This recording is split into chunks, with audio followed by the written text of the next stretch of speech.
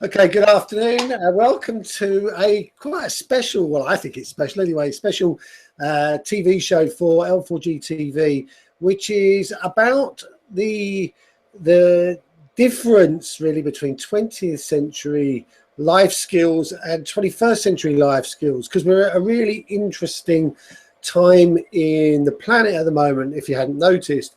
And of course, one of the people that I've been having loads of conversations with about this is Jon. So come and say hello, Jon. Hiya. I'm fascinated by this particular subject because you and I have had countless conversations on this, and it's pretty obvious that the world we live in today has changed from the world that we lived in 20 years ago. And maybe you could talk us a little bit through what 20th century life skills actually means and why they no longer work. Okay, cool. Excellent. So for me, 20th century life skills were evolved out of the 20th century, where we had an unprecedented level of certainty and security, and what that needed, or certainly certainty, what that enabled our leaders to do is to write down a pathway that would allow us to all go on and share success in. So it was, follow me, here's my pathway, written down, follow.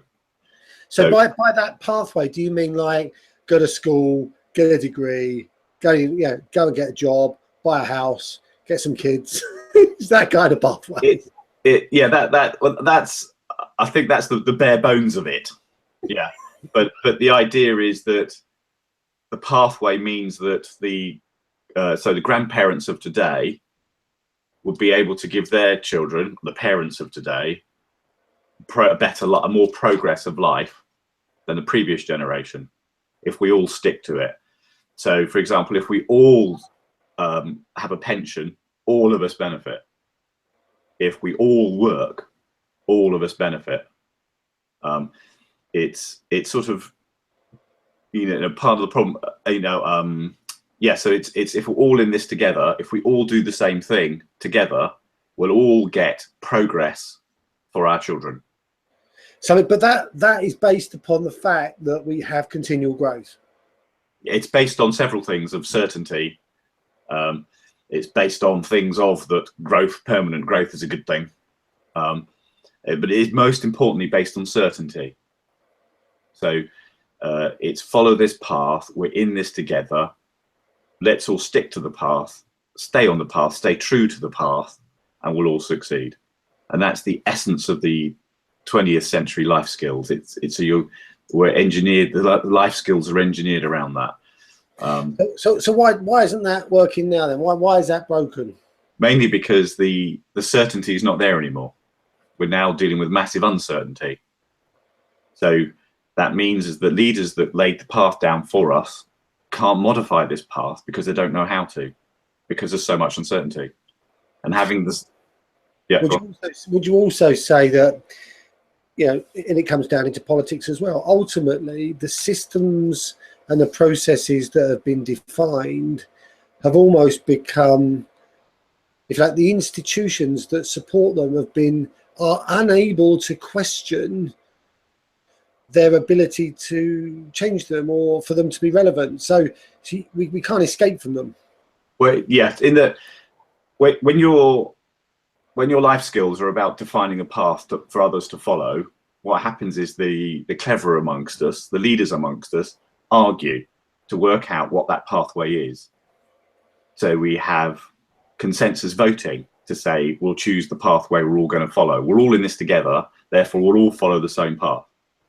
So like Brexit, we'll vote, 51% say Brexit, we'll leave Brexit, so we're now leaving Brexit. There's one path that we must all follow, and therefore there are social mechanisms to enable us to actually collectively agree to all follow the same path. So it creates, the concepts of group thinking, where we all think like the group. We dare not challenge the group because we're all in this together. Again, the cognitive bias comes along. We only listen to things that make us feel right because we have to believe we're on the right path. These are all So social there were three things you mentioned there. The I think, we think, cognitive bias as a methodology for 20th century behavior, as it were. In the if people are they start to believe something, then they become part of the collective, as it were, and then effectively they've got to keep up with that, otherwise the previous belief is broken, and that's not a good idea. So we think is driven by a need to belief that the choice is to follow a path. So the we think says, okay, those people are on the path that I want, I better learn how to think like they think so that I can get on the path. That's we think. So you pre-think how the group thinks. Group think is when you're on the path, you make sure you commit to the path, so that's the right way. Any variation of that path is therefore wrong. That's groupthink. And then the cognitive bias is you only listen to things that make you feel right. So you get utterly committed to going down this path. Even to the point where you know it's not going to work, you still commit to it. Because your life skills say that it is disrespectful, it's dishonest, it's selfish if you dare think of another way. You stay on the path. And that's and also, I guess, if you put your head above the parapet, you're going to get it chopped off. If your head above the parapet says, well, maybe there's another way, you'll get your head chopped off. If you put your head above the parapet and say, I've got N number of qualifications and I'm going to help us follow this pathway, then you'll be, shoved to the front of the pile and says, well done, well done, well done. And can you lead us down this pathway, please? Now, a lot of the leaders we've got are based on that. They are our leaders because they've demonstrated an ability to help us follow our chosen pathway.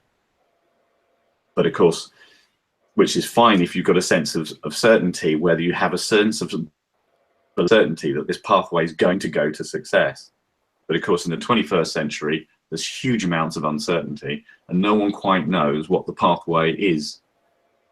So, well, I don't think there isn't a pathway, is there? That's quite clear, because the bit that you and I you and I have talked about this, in that if there is no pathway, if there's so much uncertainty that you can't find a pathway, you're left with no pathway. And if you've got no pathway, what you really need is life skills to find your own way. You're in a green field and you can go anywhere. There isn't a path to follow. You can go anywhere.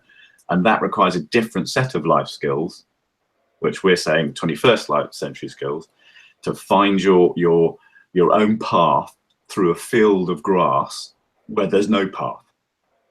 No path and no sign. And no signs, yeah.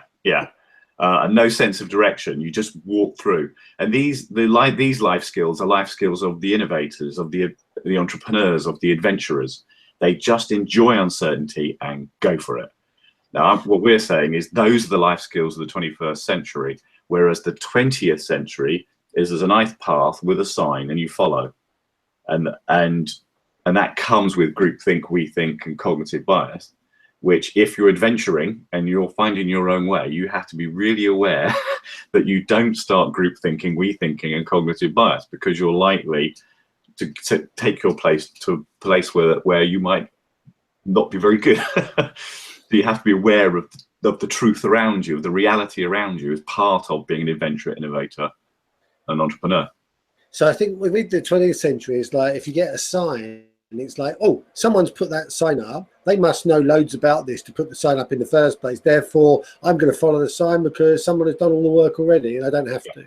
Yeah, and in the 19th century, that was probably true. 20th century, that was probably true. But in the 21st century, the world's global expert might sit there and put that sign there, but the world's global expert doesn't have enough certainty to have any certainty that this is the right way. So the sign's irrelevant, really, because there might be loads of signs, but the signs all basically lead to each pathway is as uncertain as the previous. Yes. So the whole idea of experts and things putting pathways for us has gone because the level of uncertainty has shot up. So talk us through what 21st century. So you mentioned there the life skill. We need new life skills, and the best exponents of those are you know, innovators, entrepreneurs and adventurers who have essentially what Anita Roddick said of The Body Shop, learned to nest in the gale, which was, you know, that's a good thing, yeah. yeah, because, you know, when things are changing all around you all the time, you've got to get comfortable in that space, because that's basically where we're going. Yeah, yeah. So there's three core skills that admittedly it's taken me years to learn how to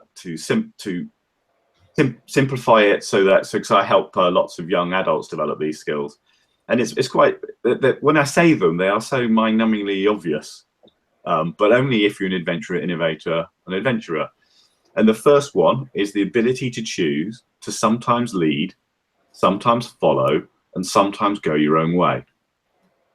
So that's skill one, to make a choice, sometimes lead, sometimes follow, sometimes go your own way. Skill one. Skill two is to sometimes choose to accept risk and to sometimes choose to not accept risk. Well, because it's all being aware of the fact that you're finding your own way. So you're going to have to be aware of your environment. That's number two. And the third skill is the ability to spot when it's not working, stop, and come up with another way. In other words, plan B. So I think if you can do those three things, sometimes lead, sometimes follow, sometimes go your own way, sometimes accept risk, sometimes not accept risk, and then be able to spot when it's not working and find another way. If you can do those three skills, you will have the life skills of an innovator, entrepreneur, and adventurer. And now embrace the uncertainty and go. So how do people it sounds so simple, doesn't it? people who, and I speak to a lot of people, as I know you do, and you get people and they'll say to you, well, no, Chris, that's not how it is. It's like, you know, we were taught you go to school, you get a job, blah blah blah, and we both know, I've seen people in Facebook groups that are about innovation and creation and innovating our way out of things, saying, you know, and what will happen once people do this is that they're going to be able to go to the corporates and get a good job. And it's like, oh no, you've just undone all that good work because you've just gone straight back to 20th century thinking again. So how do we change that? How do you get people to become aware? Yeah, but first of all, that if someone wants to 21st century life skills, if someone wants to work for a corporate using 21st century life skills, that's okay. Mm-hmm. So one of the constant things that we get drawn in 20th century life skills, it's always a path with a goal. Now, 21st century is you adapt and you find your own way. The goal, if you like, is to find your own way. It isn't to get to corporate job, financial security specific, because that's 20th century. 20th century is a goal of called comfort, security, and safety, because you could have that in the 20th century. You ain't going to get that in the 21st century. So you embrace the uncertainty and you go where it will, and you find your own way. And if that means for 10 years you work in a corporate, doing a job you enjoy, doing something that you find interesting as you find your own way, that's cool. So it isn't, if you become really, really rich by doing that, again, that's cool if you're finding your own way. But someone's finding their own way, what they won't do is say, this is the right way. So someone who's finding their own way will connect with people who will share their adventures together. You connect by sharing adventures. So someone who might be a multi-millionaire working for a large corporate doing an amazing thing will enjoy sitting down in a field somewhere with a hippie. And the pair of them will know they're both finding their own way in a completely different journey. And the idea of sharing with people who are having different journeys is joyful. So you start, so 21st century is find someone that's finding their own way, completely different journey to you, and share it. Because you can both learn an amazing amount from two people doing radically different journeys through life. So you connect through diversity, you connect through different journeys, you connect through adventuring, entrepreneuring, and innovating together. That's how we connect in the 21st century life skills. If we use 20th century life skills, we connect because we're following the same path. It's really interesting because as you're aware, I'm working with Link for Growth and Link for Business behind me here, and of course I'm dealing in many times with the 7 million people who are finding, well, not necessarily finding their way. They are starting their own business and they're becoming entrepreneurial. But of course, starting your own business and going on that journey is not something that's, well, they find out by trial and error. There's not a lot of support and assistance with for those people, because they are finding their own way, but they don't have the life skills to find their own way of 21st century life skills. Yeah, but I think setting up your own business in the 20th century was quite easy, because you had markets of certainty, and what the challenge was different people would fight for control of the market, and you'd have to sort of marketing and and you're about carving your niche into an established market.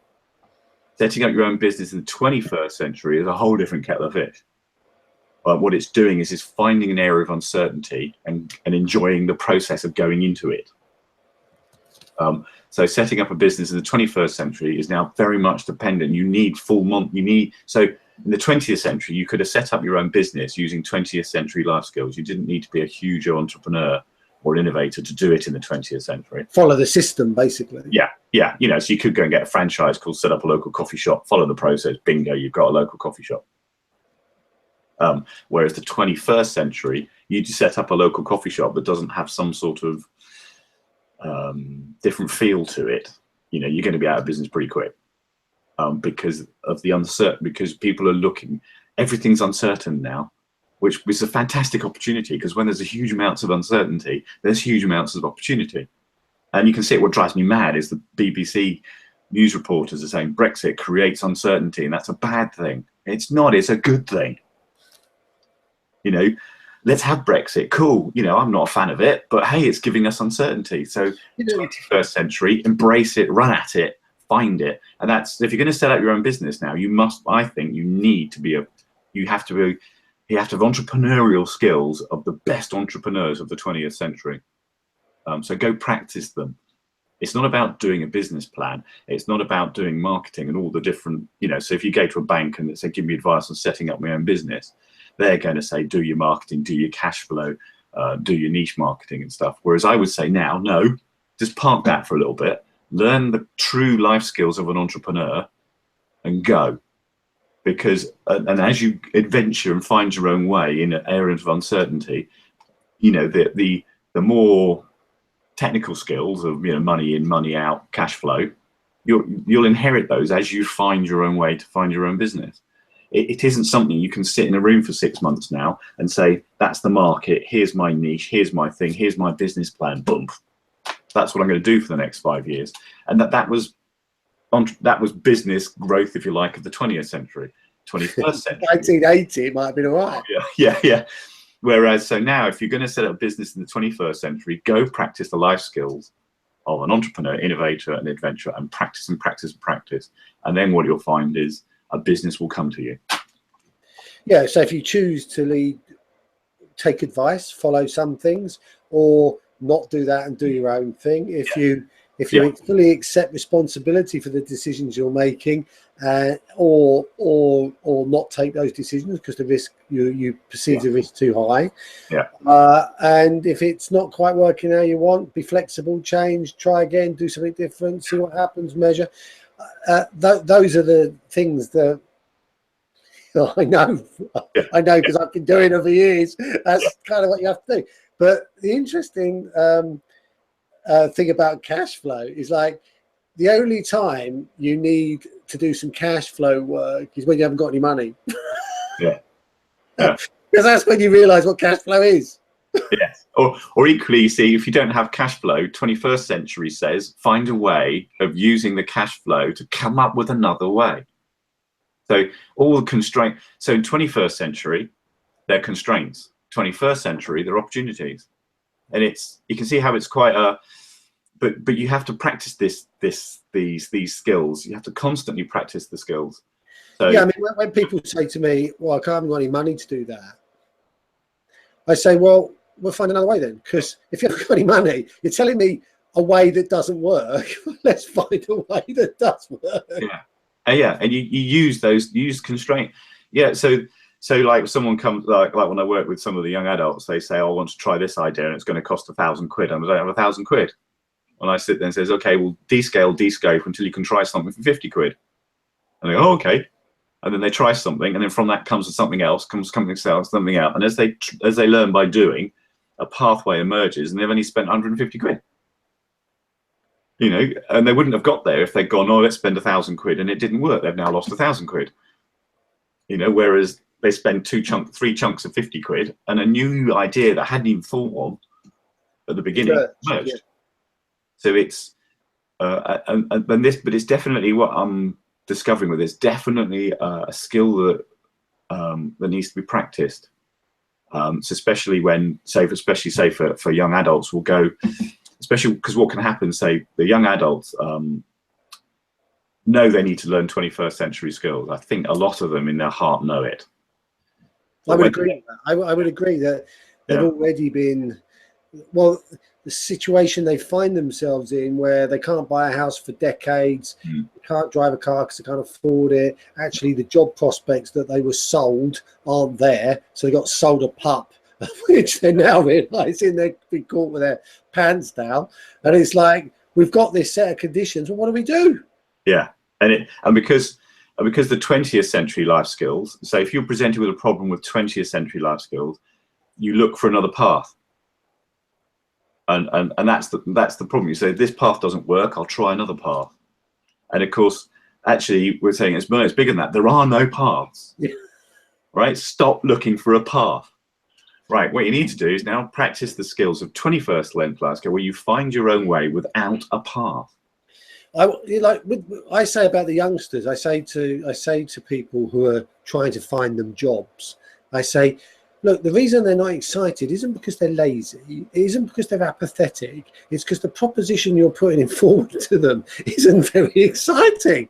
It's like, these people are young, quick, they've got technology expertise, they've got a future from a 20th century prospect that looks pretty rubbish, right? And they've got nobody with any expertise of where we are right now trying to tell them what to do. It's like nobody knows. Yeah, exactly.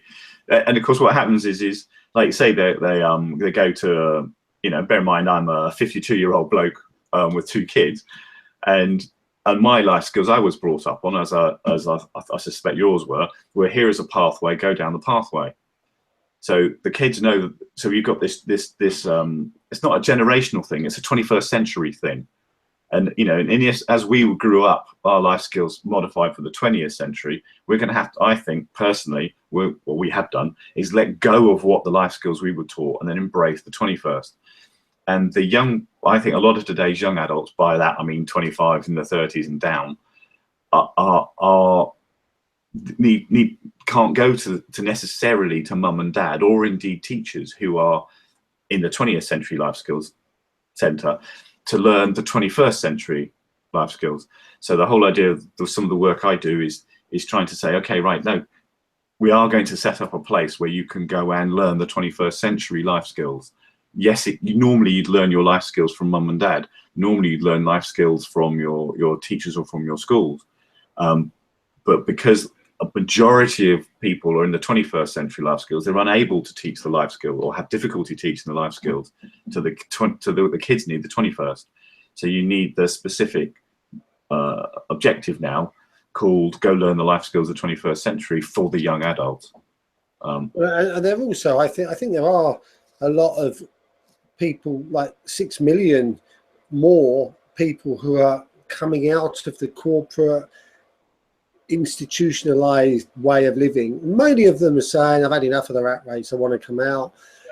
Those people, I think, are also ready to learn 21st century life skills, because actually they want to enjoy their life, and they're embracing the excitement of being an entrepreneur for the first time very often in their lives. So there's a latent group of people that are wanting to learn this 21st century life skills. Totally agree. Apart from the added extra, is I spent 15, 20 years working in the corporates, trying to explore different ways for them to build virtual teams and online communities. And I do think there are a large number of corporates who are also trying to do this. They know that the future isn't 10,000 people worldwide banging out the same process all the time. There are amazing corporates out there who are trying to break this follow one size fits all process. Here's the pathway to success. They want to create individuals. They know that they need to draw in the individuals, or certainly the young people, or they'll want people who are doing 21st century life skills, and they have struggled to move from 20th century, because 20th century management is, here's a business process, follow it. Whereas they all know, and certainly the good corporates know, that at 21st century, you're not going to be able to rely on unified one-size-fits-all process. Therefore, you need staff for 21st century. So it isn't. So I'm less anti-corporate than most. What you're talking about there, though, is encouraging, almost, if I want to use layman's terms, encouraging mavericks a bit. Well, the fact that we call them a maverick is a 20th century term. No, I know, but I'm just saying a word that people would recognise. Yeah,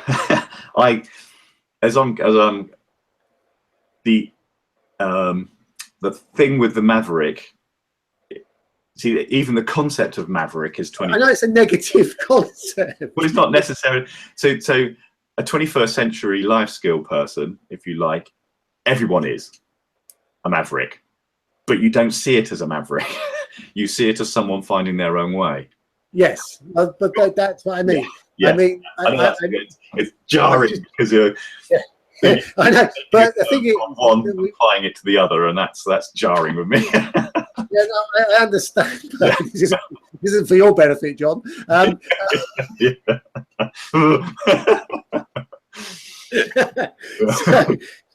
the thing is that people who are not prepared to accept the norm and want to innovate and find their own way is the definition of what, in the old terms, a maverick was. But of course, it's 21st century life skills. Is people who are embracing the fact that actually they're not just going to follow because someone says follow. They're going to actually look at it, question it, and decide whether they want to follow or not, or devise their own path. Or the key of this is what. So a maverick in 20th century. You've helped me now. A maverick in the 20th century deliberately did not follow the path of others. Right? 21st century life skills is to sometimes follow. It is to sometimes do as others do. And it's to make a conscious choice to do so. Yeah. And it's also to make a conscious choice to lead others sometimes. And it's to make a conscious choice to sometimes go their own way. Whereas a maverick tends to be more black and white. Yeah. It's I'm going my own way, stuff you lot. Yeah. Whether it's right or wrong, I'm just doing it. Yes. Whereas a 21st century life skill is more subtle than that. It is sometimes follow, sometimes lead, sometimes go my own way. That's a really useful thing to have said. I'm glad I brought the word maverick up now because you basically cleverly, and not because it's not true, but you've basically explained how that's different. So people might look, 20th century thinking might say, oh, you just want to be a maverick. No, well, let's look at that word. Yes, it is more. It is more subtle. It is definitely more subtle. As I sort of migrated into the 21st, so my 20th century John was definitely more of a maverick. Sometimes I would go the other way just to spite people. But as I spent more and more time helping young adults adapt to the innovating, entrepreneuring type thing, I realized actually, no. You do need it. It is more subtle. It is more grey. It's okay. Sometimes the group is doing something because it works. And if the group is doing something because it works, don't be an idiot and go, I'm not doing it because that's what the group says. No, go and join in. But it's still, in 20th century, that's still not path following. What it means is 10 people have all universally made the same choice because it works for them. So they're going to follow each other or be with each other for that time until that choice stops working for them. And then they might splinter off and go the other way. All in a way in which they're being very kind to themselves and others. Well, that's the other thing, is is when you're finding your, so when you're following the 20th century, when you're following the path of somebody else, you inherit the discipline of the path. So, you know, it's often used as the vision and the purpose and the culture and the values and the behaviors. You inherit the discipline of the path and of the group. When you're finding your own way, you're going to have to self-discipline. It's your individual choice to sometimes lead, sometimes follow. And this is the key. Taking responsibility is quite a big thing. It's a really easy thing to say, but like you've just said there, self-discipline is a massive undertaking, isn't it? Only if you're moving from 20th to 21st. So when I work with the younger kids, you know, 12, 13, 14, they jump at it. They go, yes, I can self-discipline. How do I do it then? And then what I ended up doing, I've ended up coming up with 6 habits that speed up the process of self-disciplining. And we just say, there's the 6 habits, go practice them. And then they go, oh, okay, I don't like that one. Okay, dump that one then. Well, what are you going to have in its replace? Oh, okay, yeah. And they're all about self-disciplining. So the 6 habits you mentioned there, what are those 6 habits, just very quickly? Well, they're just simple ones like habit 1, for example, is this is 21st century. So it's 21st century. I will try my hardest to not tell people what to do unless they ask me. So I don't presume that I've got the answer and they want to know me. And that's a little self-discipline. So when I'm talking to you, I'll go, hang on a sec, has Chris asked me to share this? I'm not sure. Chris, do you want me to learn that? And then you'll go, no. And I go, okay, cool, no worries. And it's just a way of me being kind to you and to myself. Another one is if someone gives me bad will, I nudge myself, find a way of nudging myself to a place where I feel better. I don't give bad will back. So if you made me upset, I'm like, rather than going, oh, I don't like you, I'll just go and do something I love doing. I might go and play basketball, feel better and recover. So I make sure I don't, so self-discipline is to not, if you give retaliate, not to retaliate, not give bad will back. And that's my own personal decision to not give bad will back. And when I do that, I feel good about myself. And those are sorts of, you know, there's 6, but they're designed for that. They're just designed to just help you go, whoa, hang on a sec, be kind to me, be kind to you. And they're just a sort of figure reference, just to speed up the process of how you would self-discipline yourself, to be kind to yourself and others. You mentioned there that somebody that's learning at 13, 14, 15, very much more fertile mind, nothing to lose because they're just learning for the first time, really. When you get someone in their 50s, late 40s, 60s, transitioning from 20th century, which is where they built up the house, the car, the existence that they believe in and they've trusted in, and transitioning to a world of great uncertainty, and the discipline that's required to take risks and to accept that risk and to accept that can be quite daunting because there's a lot at stake. Yeah, I have helped several guy called Peter, if he watches this, he's in his 60s, guy called Abdul who's in his late 50s. How it works is we just went and practiced. We just went and played basketball together, or we went and created a cartoon story together. We did something creative where there's no right and wrong, where there's no pathway, and we just explored and enjoyed the journey of doing something we've not done together. And they both especially found the 6 habits a really good way of keeping them in the 21st. So they managed, effectively what they did, I think, was they ended up doing both. So they, for a while, they parallel run it, and then they gradually migrated slowly over to the 21st. And the one that really helps a lot, the one that helped these two anyway, was this one called don't tell people what to do unless they ask. Or I practice the habit of not telling people what to do. And because they're both, you know, they're both very knowledgeable, and that they spotted several times, they tended to say, I've been successful because I've got a nice house, a nice car. And so I followed the 20th century pathway, and it worked for me.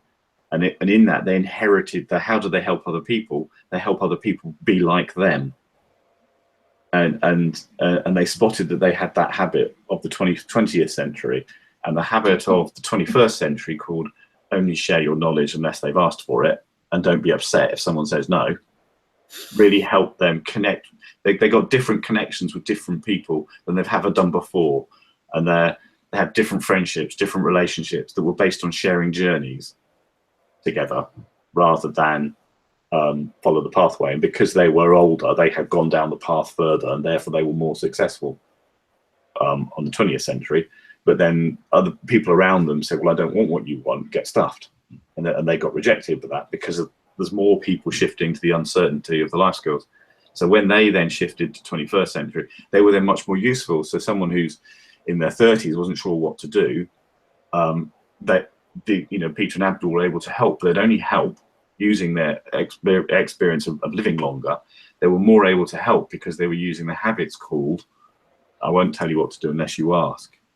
And then the younger person would say, okay, sometimes I'll lead, sometimes I'll follow, sometimes I'll go my own way. So they felt more confident that they could say, okay, I'll follow you for a bit, Peter.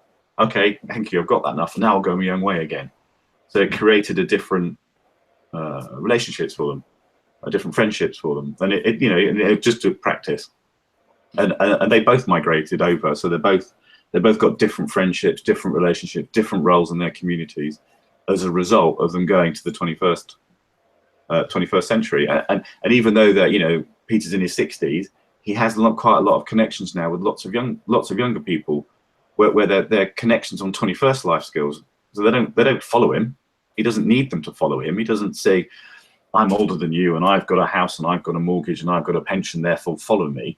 It's a much more shared journey type relationship. Yeah, I understand. Yeah. So I think it just takes practice. I think it's first of all, it's recognizing. We were talking about this earlier, aren't we? I think it's first of all recognizing these are the 20th century life skills of follow a path. Recognize that the 21st century doesn't have the certainty in it to make paths work. So shift to the 21st century. And 21st century is finding your own way. Now, I think if we just practice life skills to find your own way, relationships and connections to local communities just change. I totally agree, and I find it fascinating. I mean, we've been both on the similar journey in our separate ways, and we've kind of met up and understand that we are speaking the same language, although slightly different words on occasions. But bottom line is that we're still teaching people things that are no longer relevant, and actually we've got to adapt, and it's much more volatile and it's much more unpredictable. Yeah, so you are an example. We're both finding our own way in our own different scenarios in a completely different context. We bump into each other, and neither of us are trying to say you must follow me or I must follow you, but we just share a journey together. And because we're just sharing journey, there's no sense of right and wrong, is there? There's no sense of challenge. There's no sense of disrespect. There's just well, and it's just a joyous process, isn't it? Because there's no right wrong. Because 20th century pathway comes with right wrong. Yeah. Cleverest, who's going to lead and who's going to follow. Whereas because we're on the 21st century, we're just sharing journey. And I personally find it a much more liberating, joyous process. Well, yeah, because you're not trying to get one up or someone or feeling disappointed because someone's got one up on you. It's like the whole ego thing that's attached to that doesn't need to exist in this space, because you're just sharing what's happened, and hopefully it's benefiting if people want to listen, but you're benefiting from those shared journeys and hopefully ending up in a better place as a result of it. Yeah, but even if you end up in a worse place, you still learn from that, and then you find your own way to a better place.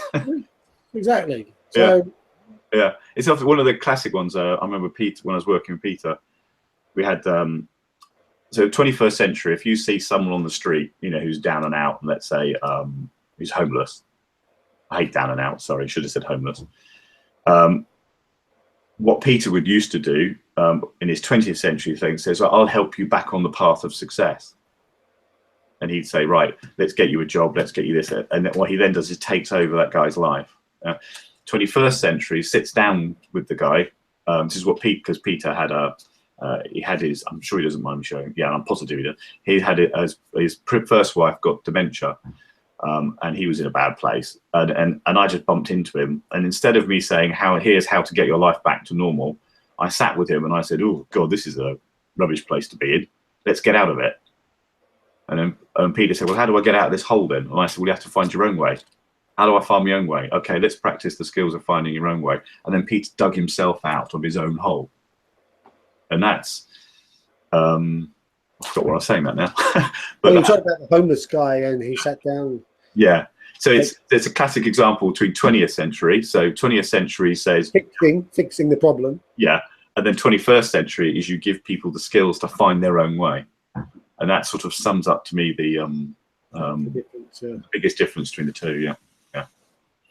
Brilliant. Okay. I think we've kind of gone around and covered quite a few points there, but I think it's been really useful, and I'll certainly go back and go over some of the stuff we've been talking about, because I think it's quite, we've covered quite a bit, but it's really important, this. Yeah. And I suppose to finish off with, and I know both you and I want to help make it easier for more people, don't we, to develop these 21st century life skills. No, definitely. Yeah, and one of the ways you've got once I think we were just talking about before we came on live, wasn't it, the idea of once people are aware of the choice to stay in 20th century life skills or move to 21st century life skills, once you've made that choice, I know you and I have been working on how to make the transition from one to the other easier. Yeah, and I mean, I think once people are aware that actually those life skills of the 20th century are not the best skills to serve going forward, then it's like, well, an awareness of, well, what is it that I can do right now to start? What habits can I have? What's the language? What am I supposed to be looking out for? What can I? So although we're not describing a path, it's almost like a ramp. Yeah. Onto a path of no paths. Yeah.